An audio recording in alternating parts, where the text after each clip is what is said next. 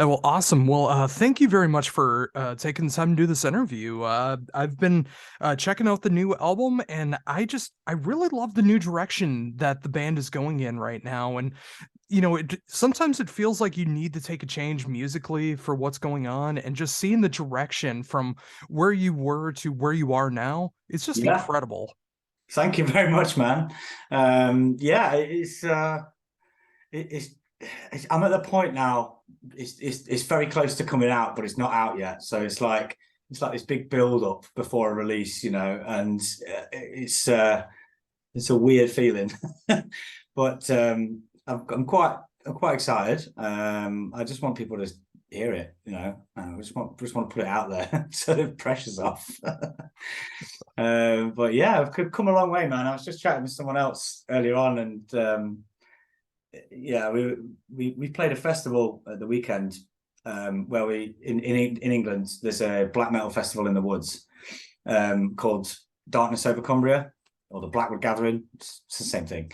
Um, and I started the project by giving out demo tapes at that festival in like 2016, something like that, like actual tapes. And we played a couple of times mid billing and stuff, and then this weekend we returned to sort of headline the Friday. So it's like that's a marker, a marker of the journey so far. So Um, it feels thinking good. about that, I mean, what was that like for you? I mean, obviously, just like seeing, how much has changed and seeing the growth of what this entity has become. Like, how was that for you personally? Like being able to get back there and see where you are now. I mean, it was great to be back anyway because it's just a cool place. I mean, you camp in the woods, and you're seeing European black metal bands you don't normally get to see, and you've seen all your friends and stuff. So that was great. But it's a little weird because people people start people are just really nice to you. Everybody was really nice, and when I went there the first time, I was sort of tapping people on the shoulder, going, "Hey, check this out, you might like it." Um, looking at people's back patches and going, "Oh, they might like this, they might like this," and now I'm sort of the headline act. So it's weird. It's a weird thing. I don't think I'll ever get used to that sort of thing. But I mean, I just enjoy making the music, so I'm just going to keep doing it. It's an important thing for me to keep doing it. So it doesn't matter if it's big or small. It doesn't matter if I'm tapping people on the shoulder for demo tapes or they're asking me to sign stuff. It doesn't matter. It's just an odd feeling. Oh, I can imagine. So thinking about that as well too. I mean, like, did it come like really full circle? Did anyone tap you on the shoulder and hand you a demo tape or a link to anything? Not quite. No, not that specific thing. No, but there are people. I'm having conversations with people in bands that are asking me the same questions I would have been asking somebody else. Like, oh, how did you get on this? How do I do this with, or I've just been talking to such and such a label. Are they any good? Because I've worked with them in the past or something like that. So you do have, yeah, yeah. There's definite circles, cycles, whatever you want to call it.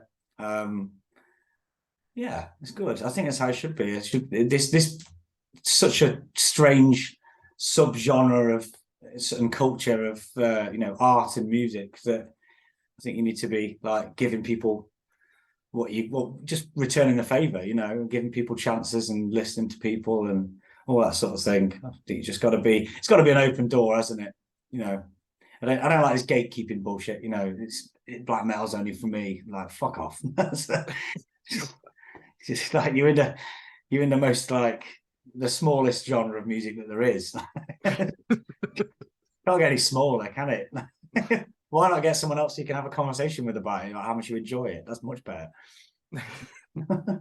Exactly, and I'm so Yeah, I'm so glad you say that too. And I think this album is a perfect representation of that because, it's just like seeing how far the band has come. It's like it's not sticking to one particular style of black metal or anything. It's like you're able to show so many different layers and there's so much diversity that's going on throughout this album too. So, it's like thanks. even when you are in that really small set subsection of enjoying black metal, you're able to hit all of these different territories and it for someone that's also not a fan of gatekeeping at all, I appreciate the fact that you're able to explore everything that you want to creatively. Thank you. I think it just comes really naturally to me. I've got a reasonably sized record collection. The influences are from the things you listen to. Like that's perfectly reasonable for everybody to say. I've music. There's trends come and go, and sometimes Norwegian black metal is the coolest thing. Sometimes it's Finnish black metal. Sometimes American black metal. Whatever. Just sometimes there are good records and bad records of each of those things. So it just comes really naturally to me. It depends on the mood I'm in. I might late at night I'll put on something that is a bit more immersive and something that will take me somewhere. But if I'm driving in the car to work, I'll probably put something on that's a bit more fucking in your face and thumpy. I don't care if it's Finnish or American or just whether it does the right thing at the time. So I mean, obviously I have preferences and favorites and stuff, but yeah, I think it was natural for me to the music of Abduction would cover a lot of bases. I don't want to listen to six to 10 songs that are all the same. I find it boring. So I think it's important for some people to, not for everyone, but it's important for me to have some kind of journey, some kind of story, start, a middle, and an end, or a game of two halves, whatever. So yeah, that's my approach to it, really.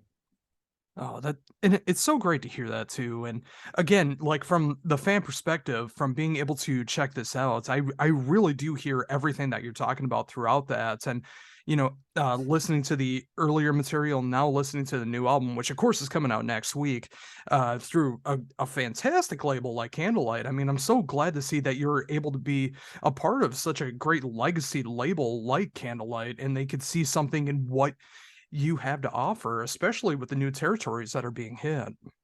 Yeah, I mean, it's still a very much exciting thing for me. I'm just having the same conversation as like Emperor repressors, and it's part of Universal now, so it's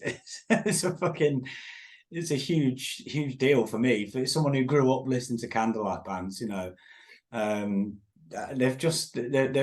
approached me and obviously seen what I've been doing with the previous albums and stuff, and I already had the album recorded by the time they approached me. So I think some people have got. I spoke to some people a few days ago, and they sort of thought that I made the album for Candlelight, but it's not that. It's the other way around, really. I had the album first, but yeah, I mean, the progression. I've got the. If you turn to the side, look, I've just put the records on the wall in order. I've just moved house, so Oh, that's awesome. so I got the 3 albums and the split LP on the wall in order, so it's fresh in the brain. But yeah, I mean, the first album was just stuff I made while I was by myself and very sad, and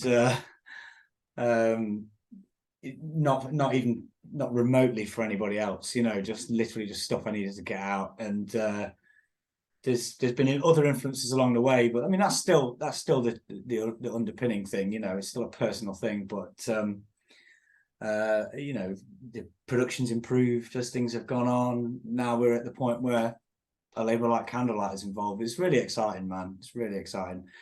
A little bit nervy at this point because it's not come out yet, but Oh, for sure.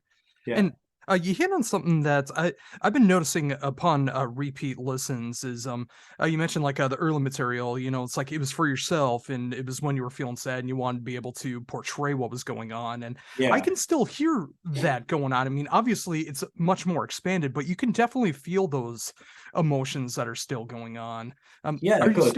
Are you still feeling the same way that you were when you started the band? Like, are you feeling better personally? Are you able to like look at it from an outside perspective?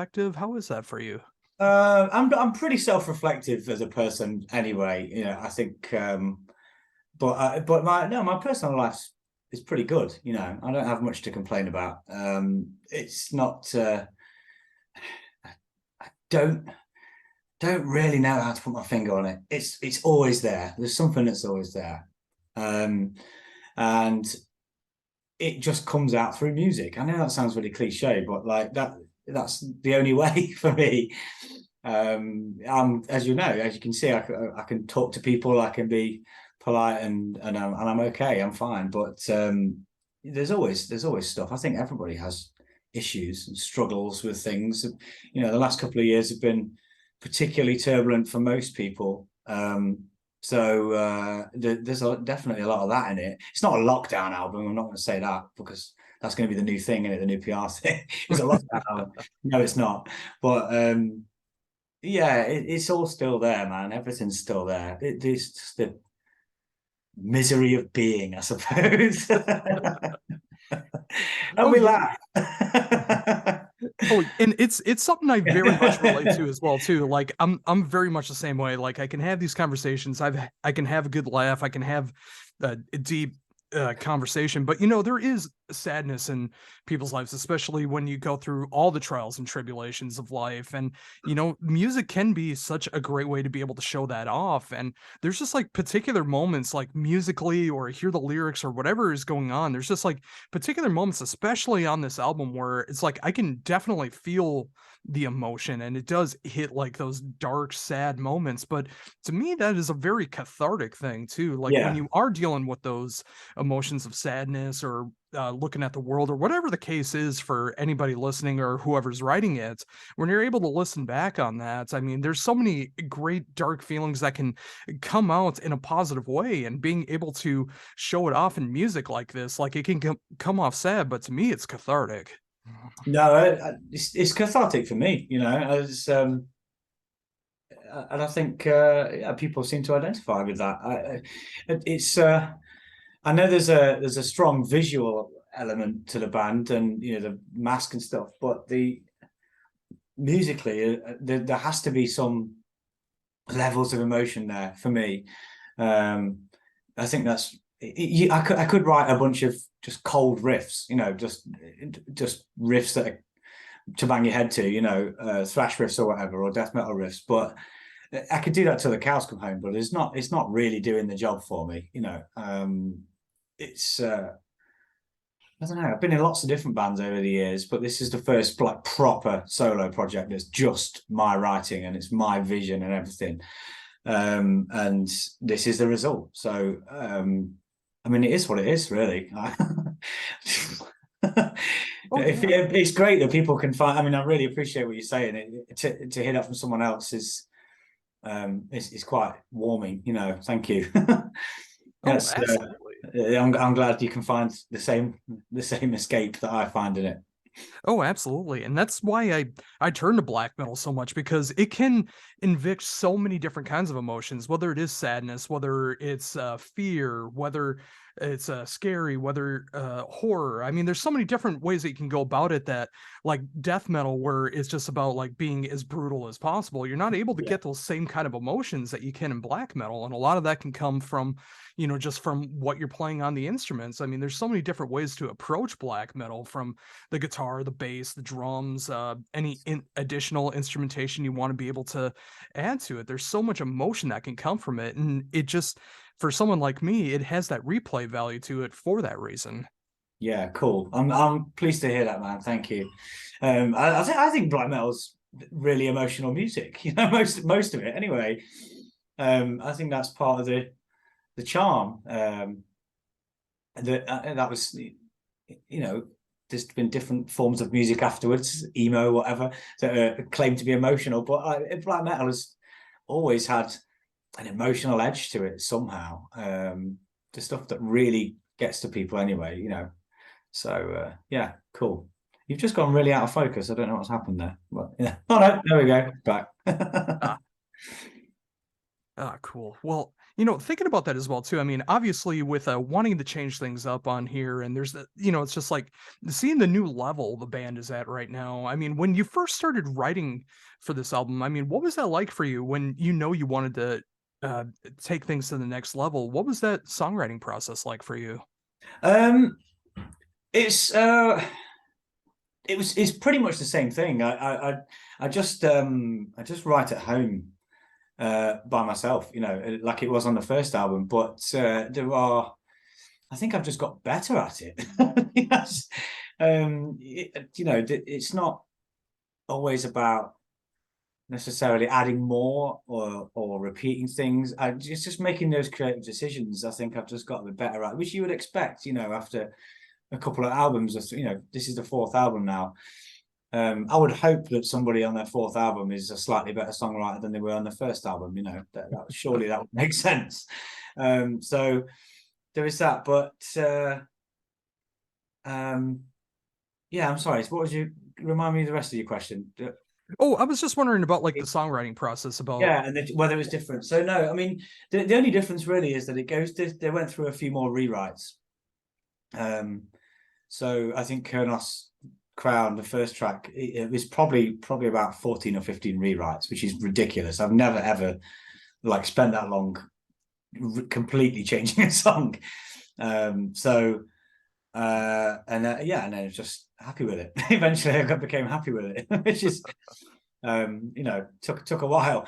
The rest of the songs, a lot of them are improvised ideas that have been built on, that's where they've come from. But there are one or two moments that are sort of like, oh fuck, this isn't right, for a couple of months. I'm generally quite a quick writer. The previous albums have been sort of written, recorded, and then put out within, I don't know, 3 months or something like that. Some of them in a matter of weeks. A couple of tapes and things I've done, like splits and things like that, have come out in a couple of weeks. Looking back, I'm like, oh, I could have done something better with that. But I'm really, really happy with how this one's gone. There's still, I'm such a glutton for punishment. There are still like bits that I haven't changed on purpose. They're like bits of maybe a bit sloppy, or I could have done again slightly better. Because what I really like about the first album is like it's start to finish, no redubs, no re-edits. It's just done. That's it.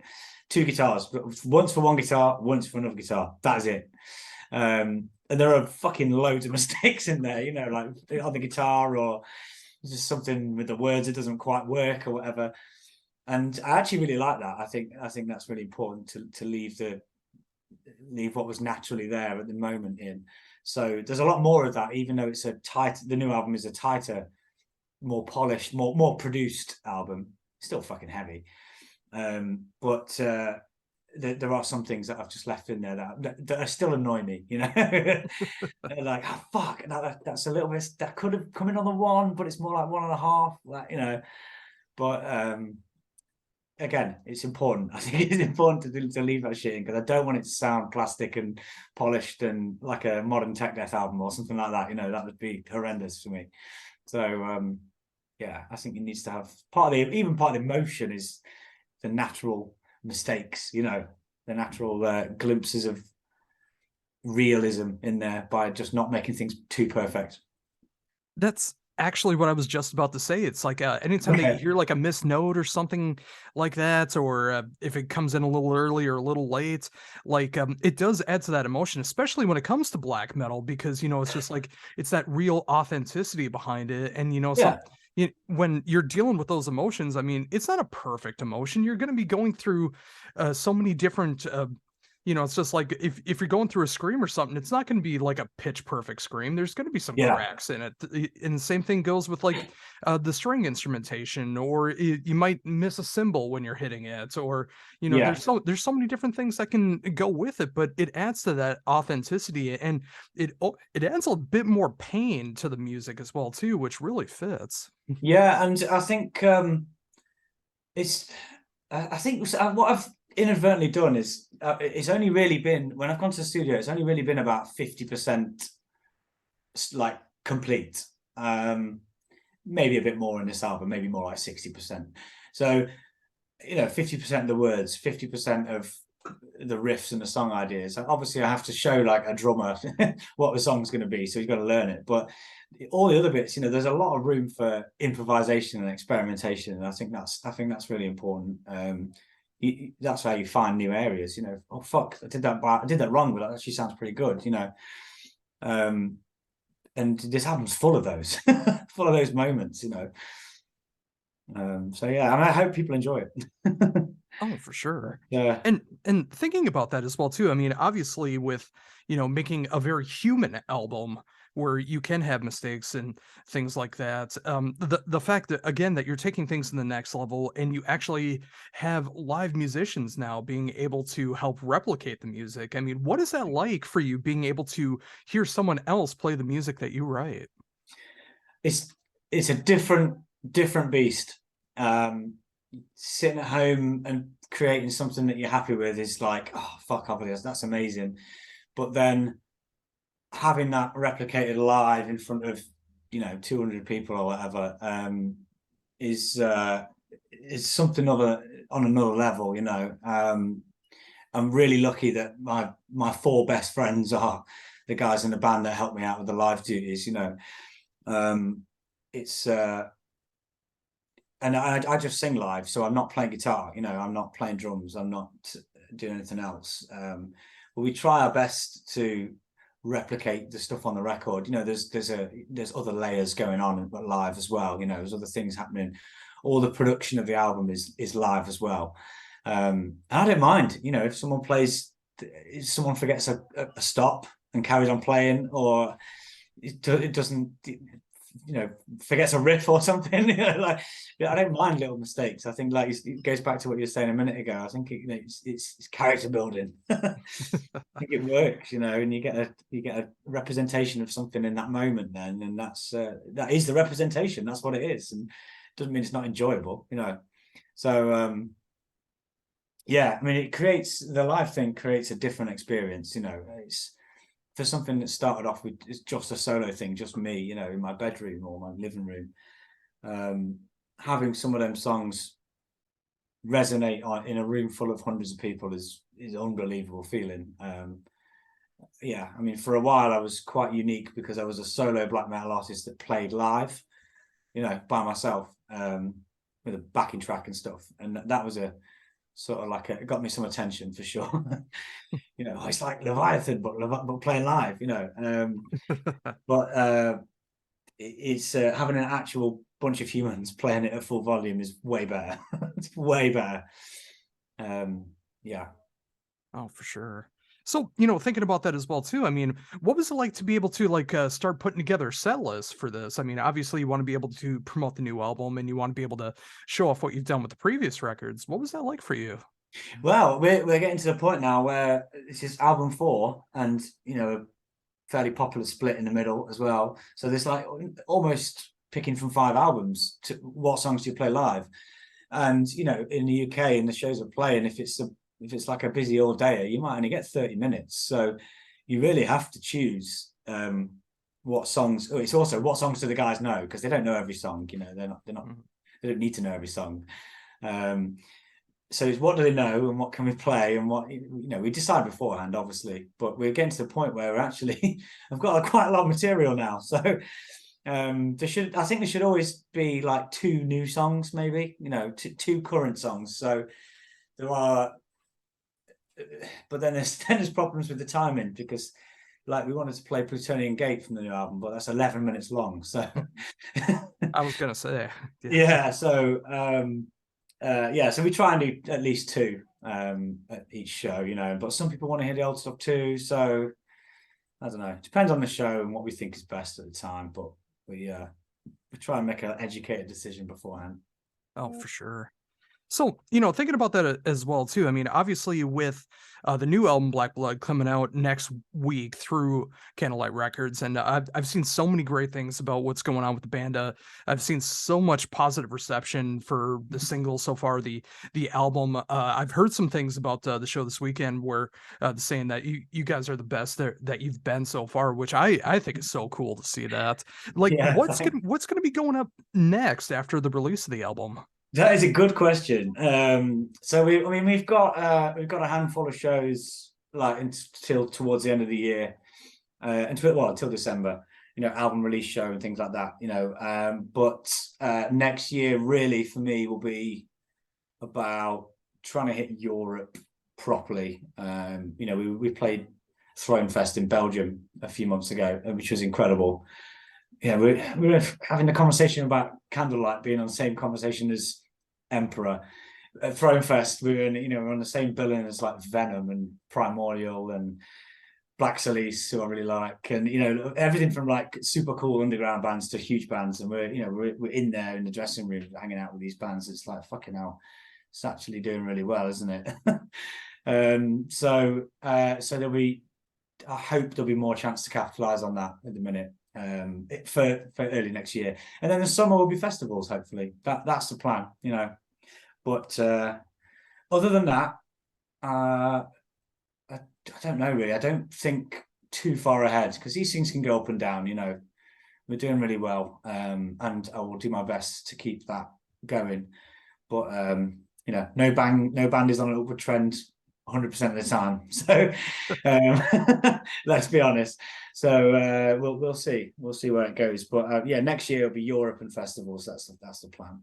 Oh, very cool. And before we go, I'd be remiss if I did not mention that there's a brand new video that came out today. I just got the chance to be able to check that out before we started talking, and I really love everything that's going on with it. It was so cool to see that was picked as a single and just the visuals Yeah. along with it. That was Yeah. awesome to see. Yeah, thanks. Yeah, so that's for Asylum Civic Death. So that is that was filmed at a show the other weekend, a couple of weekends ago. And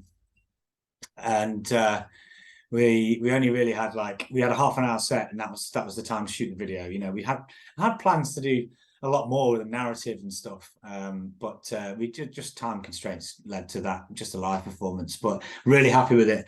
It's I think the visual side of the band is properly represented in that video. I think we look great, and hopefully people will be like, oh, those guys look great. So but we'll see. It's early days, it's only just been released, so again, yeah. I'm really excited, but I'm also very defeated. So I sort of don't really believe everything that's happening at the moment, but yeah, it's good. The true life of a musician, where you can be so Yeah. proud of what you've done and so devastated by what you've done at the same time. Always. Oh, awesome. Well, I think that's a great note to end on. And I thank you so very much for taking this time to be able to talk to me about everything that's going on in the world of Abduction. And of course, the new album Black Blood coming out next week through Candlelight Records, the brand new single available now. Where you really do look visually like I that is what I imagined the band to be before I saw the video. Like anything that I had in my head, like it had that great representation behind it, and it was so cool to see that. And Great to just hear. over all this time, it was awesome to be able to talk to you about everything. Just like black metal in general. How horrible gatekeeping is, to just talking about what could be happening in the future. I loved all of it, and I thank you very much for taking the time. Thank you very much, Josh. Thanks for having me, man. I really appreciate it.